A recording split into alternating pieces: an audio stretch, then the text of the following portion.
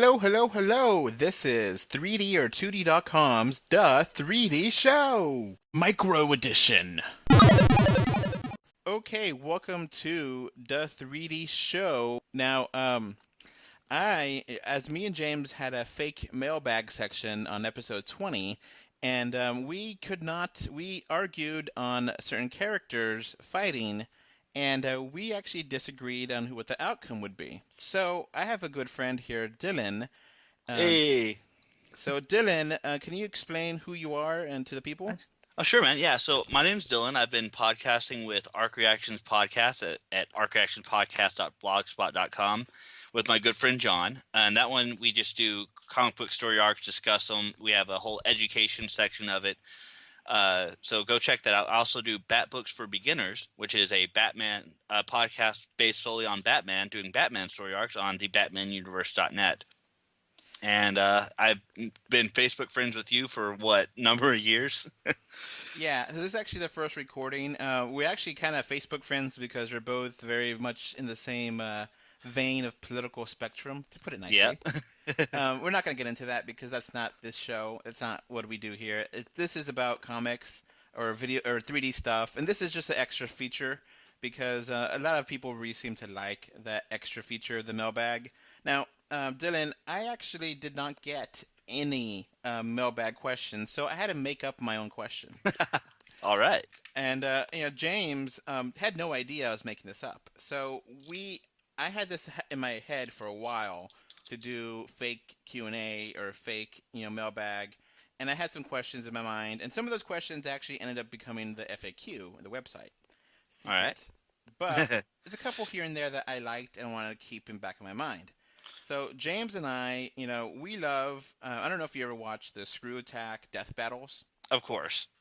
And every guy, or not every guy, but every nerdy person really likes to imagine, what if this character fought that character? Who would win?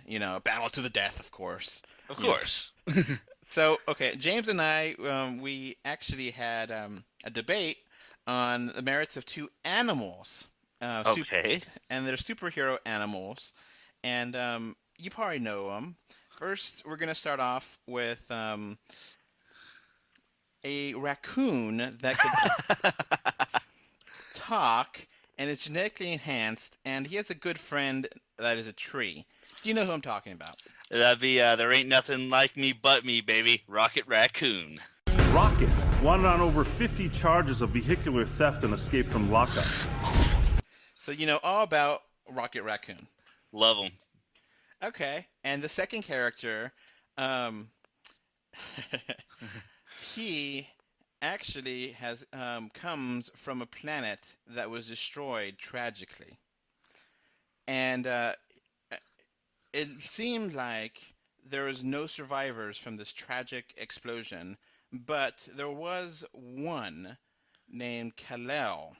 Oh, okay. I know. And so, slowly but surely we've discovered that there's other survivors of Krypton, and we won't get to the other survivors, but there's one animal that is kind of infamous, which is Crypto. He's a super dog. He's a superhero. He came to Earth from outer space. The super The dog. super dog. So, Oh, man. so Dylan, James and I fought over this. I said Crypto is a Kryptonian, and he has the same basic abilities as Superman. Kryptonians can only be defeated by Kryptonians, or basically super magical powers, Yep. or kryptonite. And I didn't believe that Rocket was smart enough to survive this. He said that Rocket would figure out a way to survive. Now, let you decide. I hate to agree with you because it doesn't make for good podcasting, but I do. Here's the thing: Rocket, brilliant engineer, great soldier, amazing gunsmith, amazing at creating energy weapons. At no point is there any knowledge on xenobiology. There's no knowledge on chemical or radiation engineering. It's all, it's all gun and engineering. So he's a super smart dude, raccoon, what have you.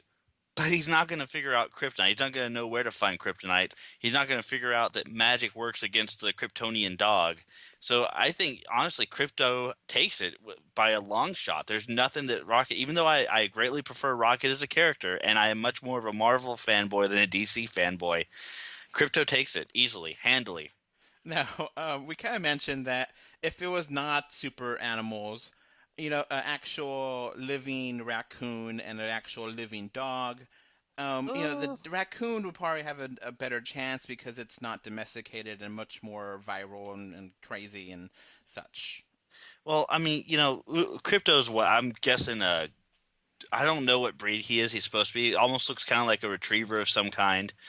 Uh, I got raccoons in my back. I don't have any dogs. I have cats, but I've seen a dog tear up a raccoon. I've seen a raccoon do some damage to a dog, but I think the dog always comes out on top. Okay. So even that way. Now, I kind of brushed over Crypto's powers. Is basically Superman's powers, right, or no? I think it is basically same thing. I know he has flight. I think he's bulletproof or super resistant. I'm actually like on the DC Wiki trying to figure out what Krypto's superpowers are right now, and I'm just like, what is this even? So, like Crypto, it's kind of weird because dogs obviously have better sense of smell and better sense of hearing than us humans. Now, Superman has dramatically better sense of smell and hearing, unlike us. So, would a dog's be amplified to that extreme too? And Crypto could hear things happening in other galaxies. I mean, and that's thing is you're talking like and we saw in the most recent Superman film that it took him a while to master that, right? It took him a while for Kal-El to master his powers, and he could see through stuff, and he's getting headaches because he's hearing stuff. Mm-hmm. But yeah, I think that as a dog, and obviously he's always depicted as having some form of sentience and higher brain function, what have you. That's a good question. He'd be pretty powerful. There's other animals in the superhero Superman that I could have picked, but they're really obscure and really stupid. I mean, Crypto at least is kind of in the vein of, oh, okay, that's kind of cute, but like the monkey, come on. or Throg, the Thor frog. So I'm looking up. He has a lot of the same stuff that Superman has. He has the heat vision. He has super breath. He has enhanced hearing and vision and durability and speed and stamina and strength and vulnerability to kryptonite and magic. So pretty much he's Dog Kal-El. And Rocket, okay, James talked about this, that Rocket isn't a humanoid raccoon. He's not Earth raccoon, is from his own species. So they're not the same. They just look like our Earth raccoons. Is that correct? That, from my knowledge, yeah, he is a genetically engineered creature. Created by, I think it was like the Super Evolver or some one of those alien super evolution guys to be a soldier on the planet that he's on. But I'm pretty sure he's got an alien physiology, but he's similar. Actually, you know what? Looking up on the Marvel Wikia, Rocket possesses the same enhanced abilities attributed to Earth raccoons. Oh, okay. So he's actually got like a raccoon physiology, just enhanced. Okay. Now, Groot is almost always side by side with Rocket. Yes. Would Groot really be able to help him out dramatically?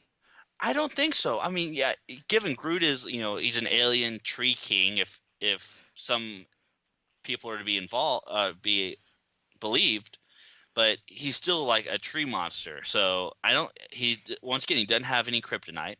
He doesn't have magical abilities.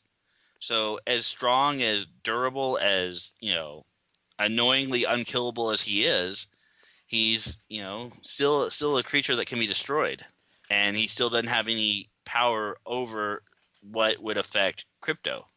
Now, of course, Crypto having heat vision, he would just immolate. Yeah, he could immolate Groot, which would be very bad for Groot.